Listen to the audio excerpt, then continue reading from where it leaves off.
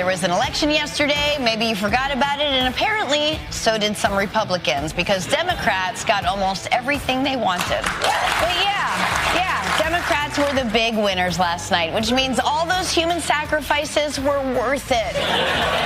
Shout out to my fellow Illuminati members. Guys, we did it.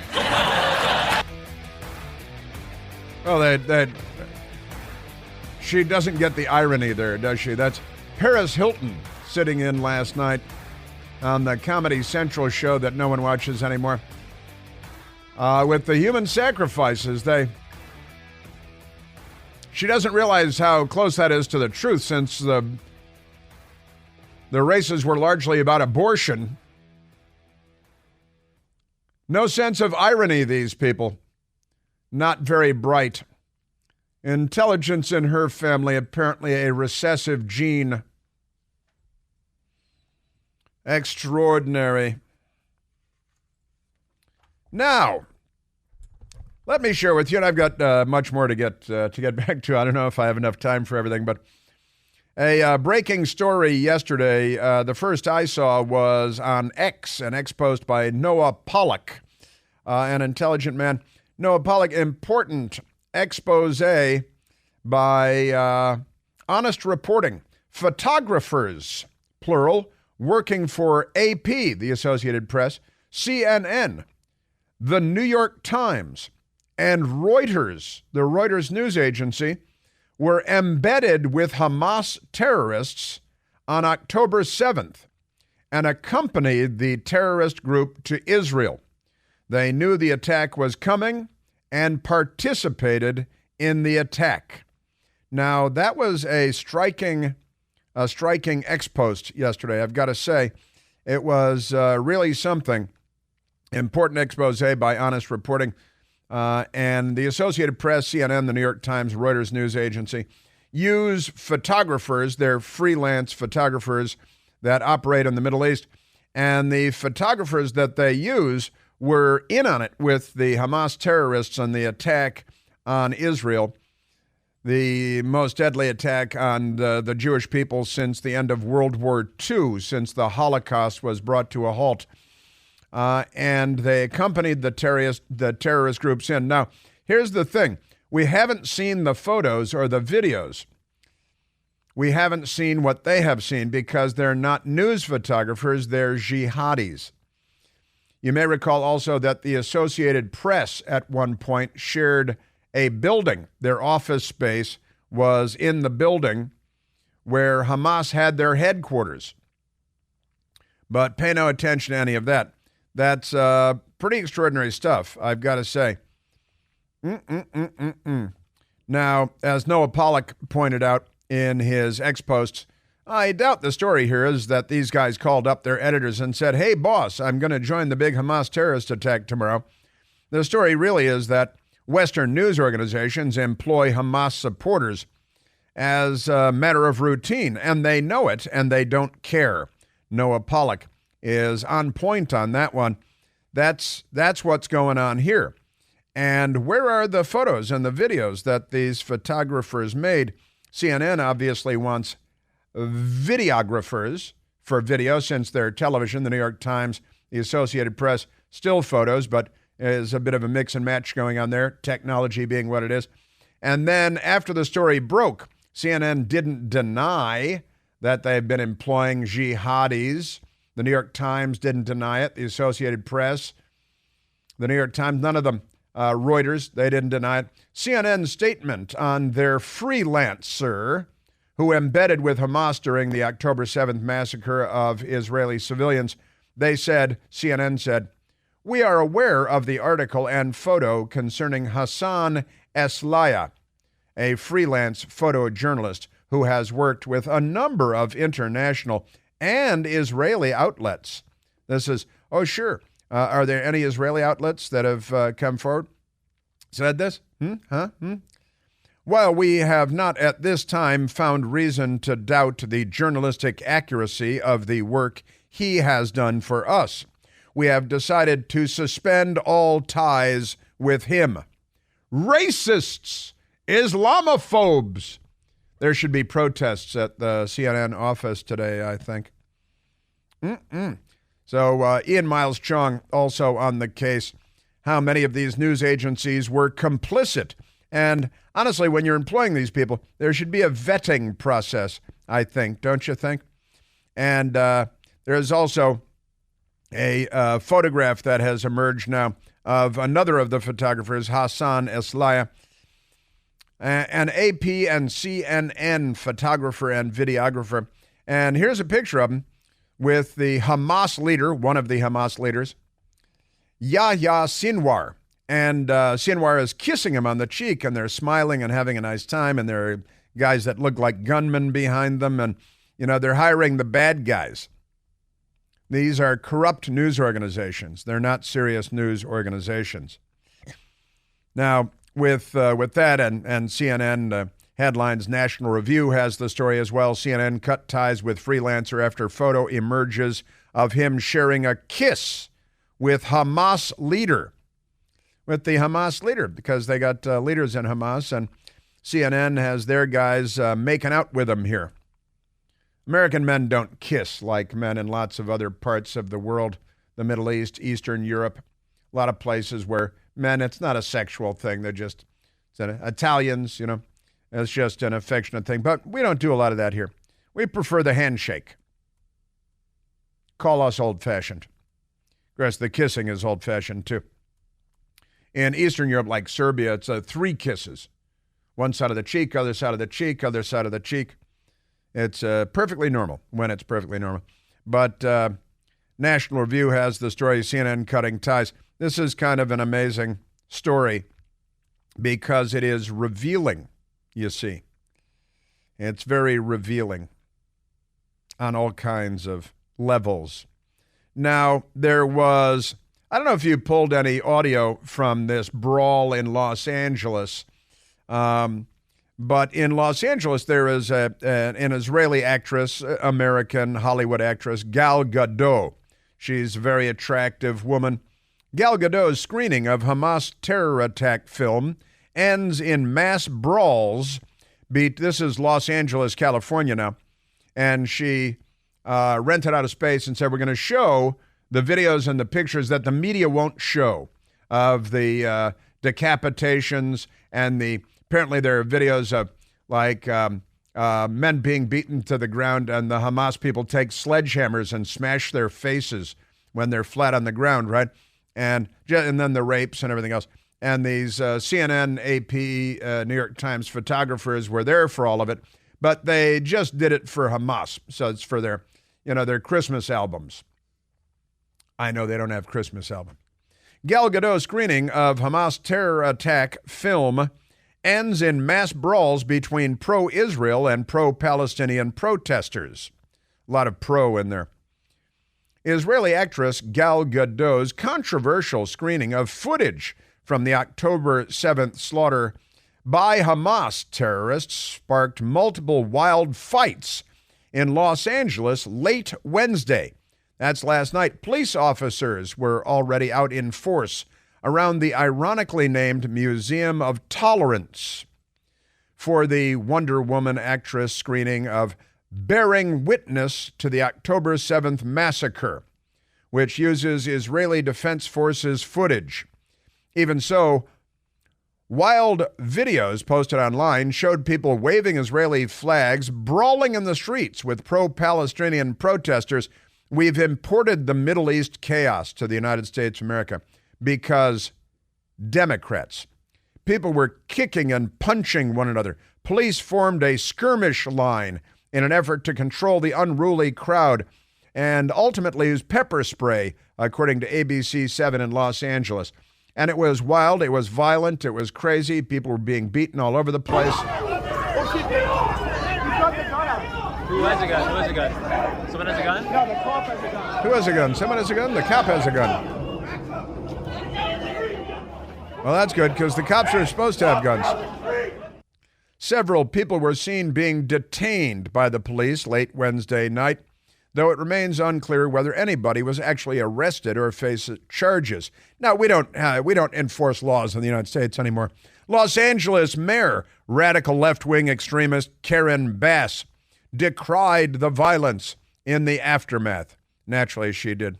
We cannot allow current worldwide tensions to devolve into this unacceptable violence in our city. We just want our crime and violence in our city.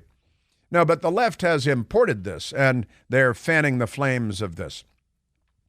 This is a time of immense pain and distress for thousands of Angelenos. We must stand together. That sounds like a good idea.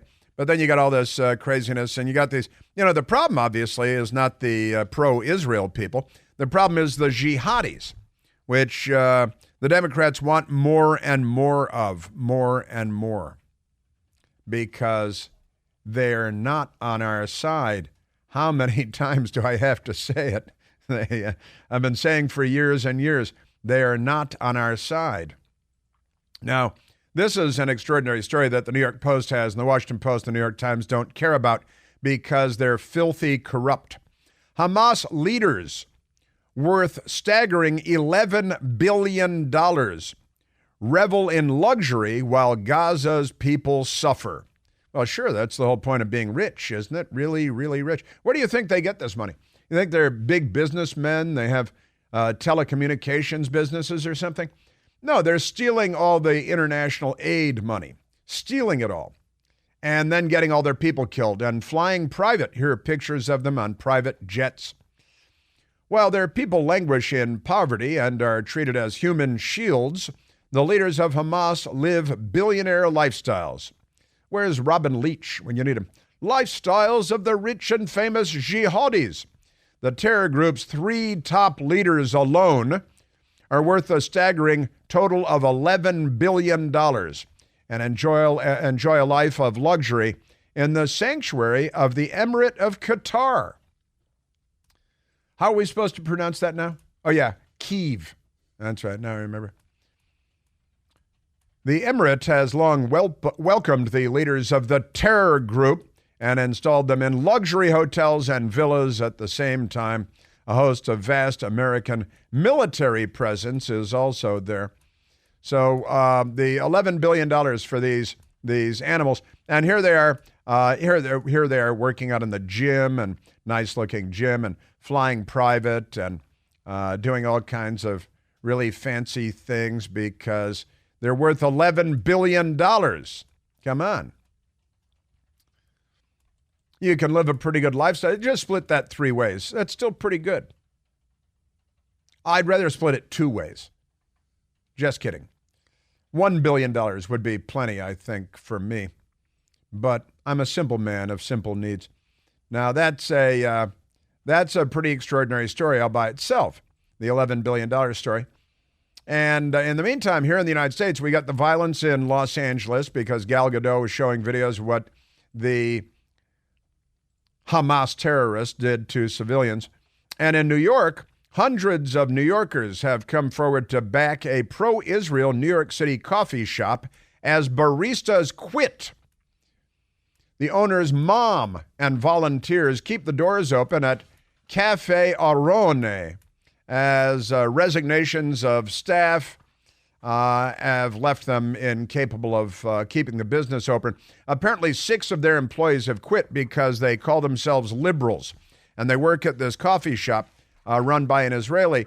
And because he's pro-Israel, the one Democrat employee after another has quit because they have joined the jihad. They're jihadis. The Democrat Party is in the jihad. New York Jewish Week via JTA. After Aaron Don, owner of the New York City cafe chain, with his 5th employee quit. I believe a 6th employee quit yesterday. And so citizens have come forward and said, I know how to work an espresso machine. I'll get behind the counter and I'll help you out. I'll clean up. I'll take out the garbage. And people lined up to help out the business, which is America. But the people that quit are the Democrat Party, and they've joined the jihad. And wait till you hear about what they're doing in schools. And this jihadi group, I looked up the jihadi group that is supporting this nationwide school walkout today to honor Kristallnacht, the Nazi attack on the Jews. Just a coincidence that today's the anniversary. And now The Palestinian Youth Movement is a part of the Democrat Party. Hey, you know CBDs, right? CBDs are everywhere now, putting CBDs in everything.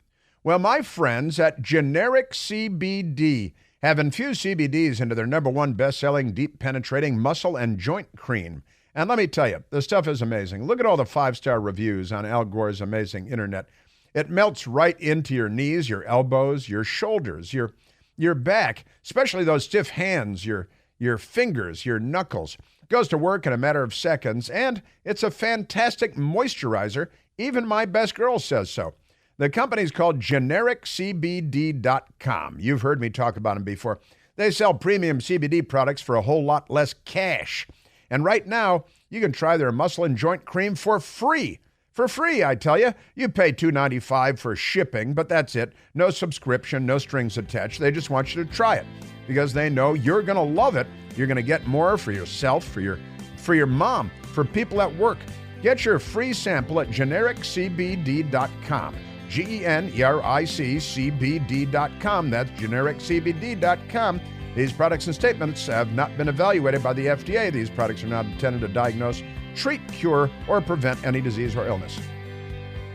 Yeah, the jihadis now have the backing of the Democrat Party and people that call themselves liberals. No sense of irony. Wait till you hear the details on this.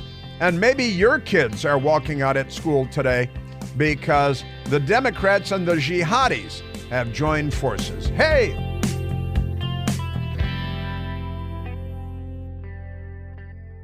Hey, it's Chris Plant. Excited to tell you about our July 2024 Listener Sea Cruise. We'll be sailing around the British Isles, visiting Scotland and Ireland. Please join us. Book by this July 31st for extra savings. Visit ChrisPlantCruise.com. All right, I have been neglecting the telephones for some time now because, you know, the Democrats. I haven't gotten to the Jihad school walkout to commemorate Kristallnacht that the Democrat Party is staging today with their jihadi friends. Let's go to the phone. Let's go to Rami calling from Rockville, Maryland. Rami, hey, how are you? Hello, Rami. Hi, how are you? Very well, very well. Thank you for taking my call.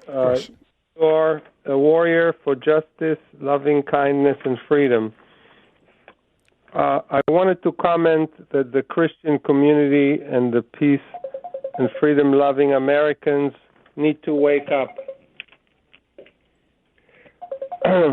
We can't have our country taken over by fanatic Muslims and terrorists and ignorant college students. They are taking over Europe, and it cannot happen here. Yeah, you're onto them for sure, Rami. I think I've run out the clock on you. You're watching and you're paying attention and you're aware. I'd like to have you call in again. Please call back when we got more time.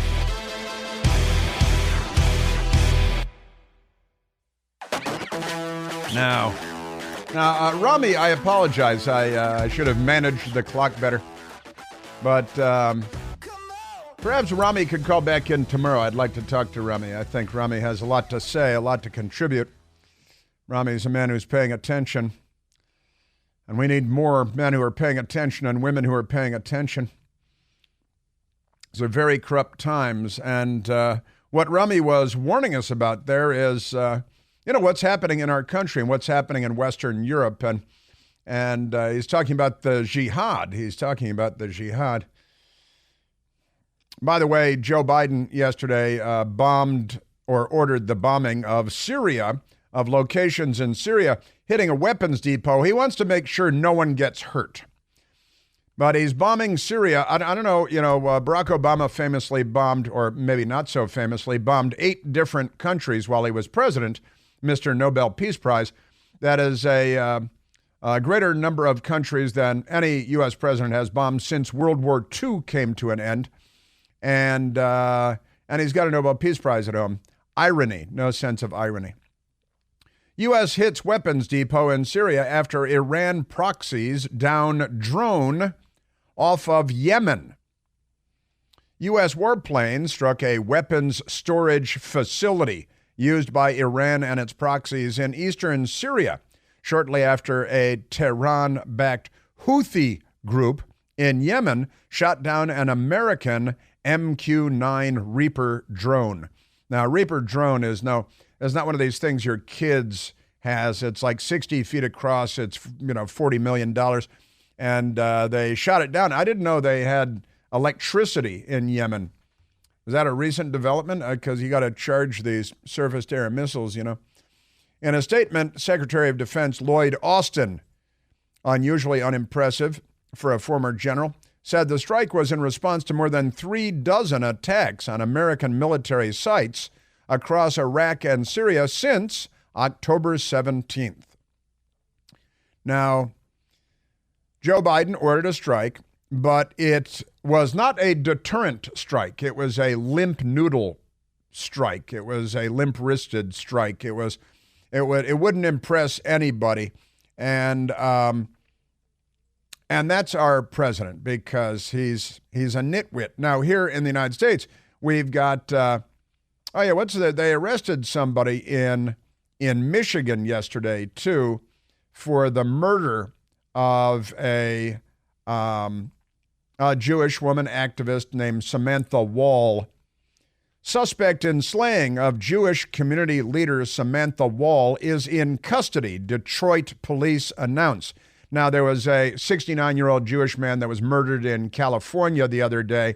He was waving an Israeli flag, and a pro-Palestinian lunatic beat him over the head.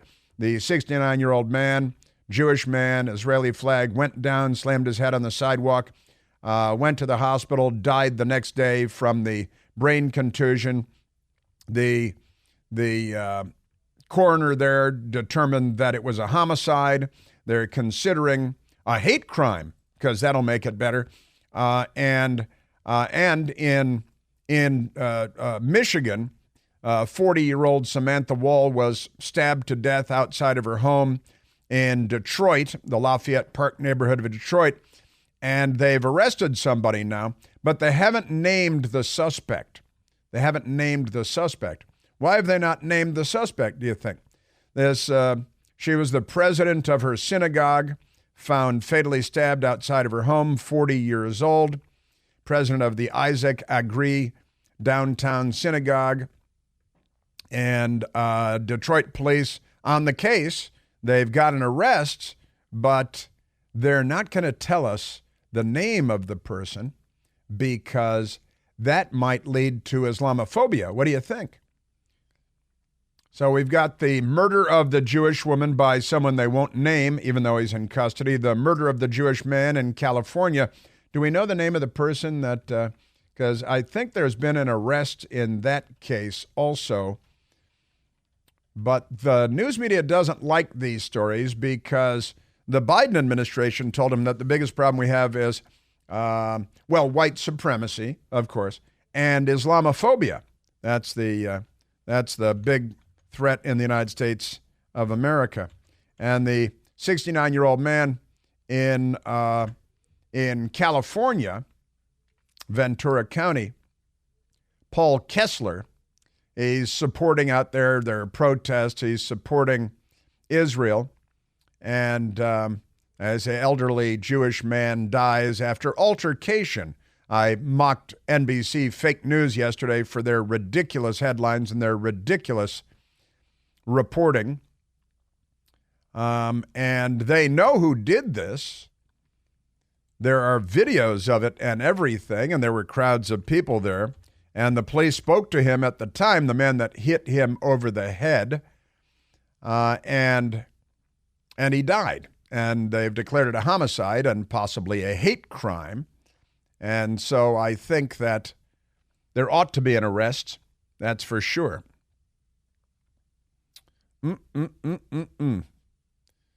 Newsweek fake magazine. Who is Laol Al-Nadji, pro-Palestinian accused of killing Paul Kessler?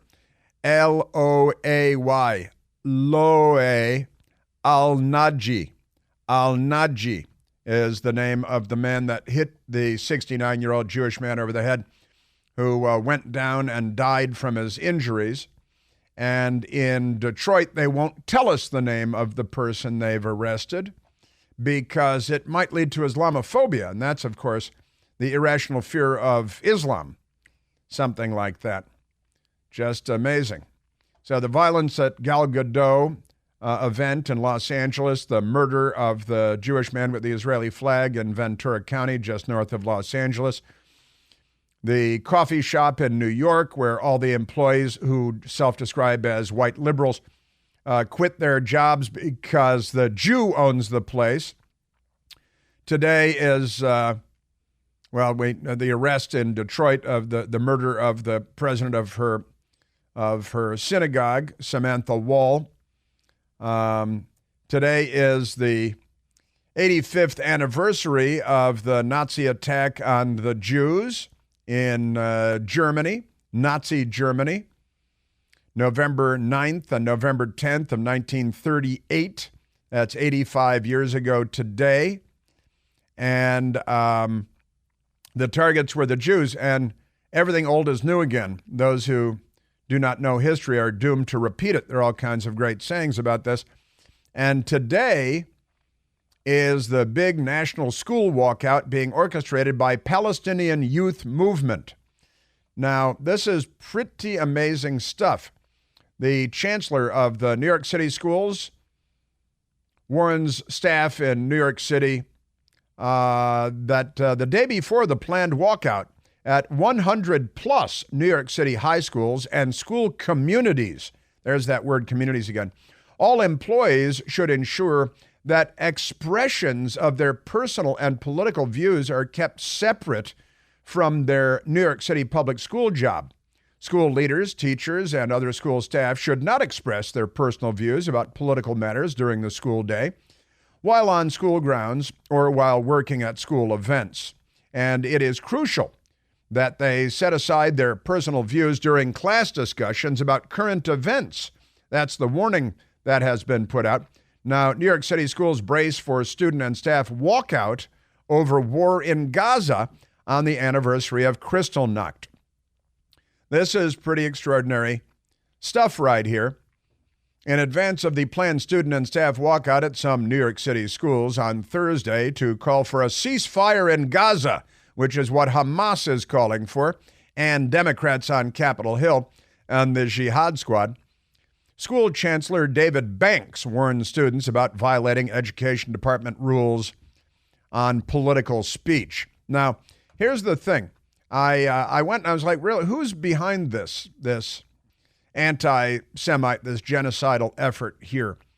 Well, it's an organization called Palestinian Youth Movement, the National Shutdown for Palestine, Thursday, November 9th. That's today. 100 plus New York City schools and communities will walk they've got a phone bank going. Teach in to demand ceasefire. They always demand. I heard a news report today said that they were requesting. No, they're demanding because there's a violent mob just behind the curtain here. And they're demanding a teach-in to demand a ceasefire and end U.S. support for genocide in Gaza. Now, U.S. support for genocide in Gaza. The genocidal army is in Gaza, and they're being crushed by a superior military force and cultural force, and that is Israel. Now, I decided to go look up this organization, Palestinian Youth Movement, which I did, North American chapters, and they self-describe as a transnational, I don't think that means they're transgender, independent grassroots movement of young Palestinians dedicated to the liberation of our homeland and people. That means death to Israel and from the river to the sea, just like Rashida Tlaib. And their website says in 2022, we honored our martyrs. We honored our martyrs, you see. And that means the suicide attackers who are genocidal anti-Semites. And this website is about how they are genocidal anti-Semites, their death to Israel from the river to the sea, honoring their martyrs, the suicide attackers. We built new chapters in North America. This is pretty amazing, their website. In North America, Britain, Sweden, and Italy, And that's what Rami was just talking about. And I hope that Rami will call back tomorrow because I want to talk to Rami. And in 2022, we honored our martyrs. We demand freedom for Palestinian prisoners. They want the terrorists and the jihadis released. We held our largest summer school, and they call themselves PYM, the Palestinian Youth Movement, and they are here. And in schools all over America, on the anniversary of Kristallnacht, they have the schools walking out in honor of Hamas and their war against the Jews, their genocidal quest against Israel, and the Palestinian youth movement, and all the school districts are going along with it. Oh, the Palestinian youth movement is here. We should probably grovel and snivel, and don't you think?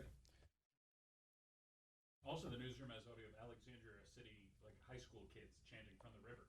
Oh, no kidding. And one of the walkouts today is in Alexandria, Virginia, where the young white privileged students of American high schools and schools, Alexandria, Virginia, and here they are chanting the Hamas chant. Palestine will be free!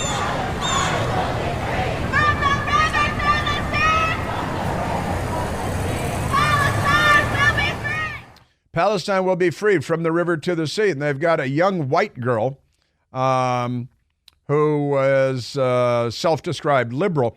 And in schools in Virginia, in New York, in California, this genocidal Palestinian youth movement that honors their martyrs is orchestrating a nationwide school walkout, anti-Israel, genocidally anti-Semitic, from the river to the sea. And they've brainwashed and indoctrinated, and this is the left, this is the Democrat Party. They've introduced jihad and genocide, pro-genocide. They're pro-genocide now. And this is the United States of America because of the Democrat Party. Now let's go to communist China, because you may be aware that the communists in China have retrieved their stinky, smelly, uninteresting, boring, poop-covered pandas from the National Zoo and put them in containers on an airplane that was built by the patriarchy and flew them back to communist China. And then they staged a photo op for the arrival of their pandas. And you'd think that the Beatles were arriving in communist China with their pandas, but we got a translator for this. So. 小天天，小奇迹，回家啦！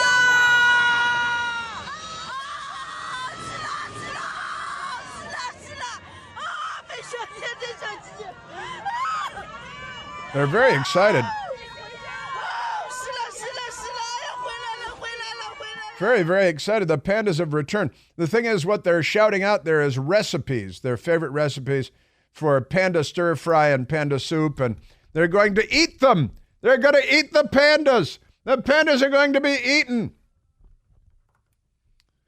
See, the pandas were free in the zoo in Washington, D.C. Now they're prisoners. Now they're captives of the Chinese communists who are totalitarian, like the Islamists. Totalitarianism is on the march on planet Earth.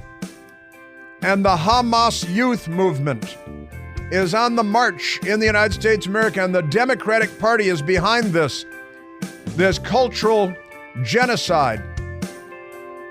Forget the Hitler Youth. The Hamas Youth has been stood up in the United States of America, and the Democratic Party is behind it. I do love the pandas returning to communist China, where they're immediately put in prison. They were waterboarded, they got some electroshock, and the squealing young girls thinking that's like a Korean boy band showing up or something. So excited. Don't you guys already have pandas? Very excited. You know, they were taken from the National Zoo in FedEx containers and FedEx trucks. And then they put them on FedEx airplanes and flew them back to China on FedEx airplanes, and the FedEx airplanes landed. Great promo for FedEx. And amazingly then, when they landed in China, They took them out of the FedEx containers and they put them in containers for Panda Express. Only later did everyone realize that Panda Express is a fast food outlet, and they're going to turn them into Panda Tacos. Tacos are all the rage in China now. That's the Panda Tacos. So Panda Express going to chop them up, chop, and turn them into tasty treats. Get your chopsticks out because the pandas have been returned to China, and they're going to eat them now. It's terrible. And the girls were very excited about that. They were yelling out their favorite recipes. It's like that Twilight Zone episode, To Serve Man. It's a cookbook. It's a cookbook. Now, I'm still looking for the name of the person that murdered the synagogue president, Samantha Wall. And the police in Detroit are still not releasing the name of the person that murdered her. But the man that murdered the 69-year-old man in California, we know his name. And it's Loe Al-Naji. Loe Al-Naji. That's great. Wait, snake pizza on the menu in Hong Kong. Yeah, but where's the panda pizza? That's what we want. Also, a great story out of North Carolina. Grins and Glocks. Grins and Glocks. You know, Glock pistols and grins like smiling. Wake Forest orthodontist offers free gun with Invisalign treatment. Wow, that's a pretty good deal. I don't think I want the Invisalign thing, but maybe I do. I don't know. As part of a promotion, Gladwell Orthodontics and Youngsville Gun Club and Range are giving certain customers their pick between a silver membership in the Youngsville Gun Club and Range or a free Glock 19, which retails for more than $500. Sure, I've got a Glock 19. Very nice, very handsome, excellent gun. So I guess I don't really need the Invisalign since I already have the Glock 19. Keep your eyes peeled for the jihad.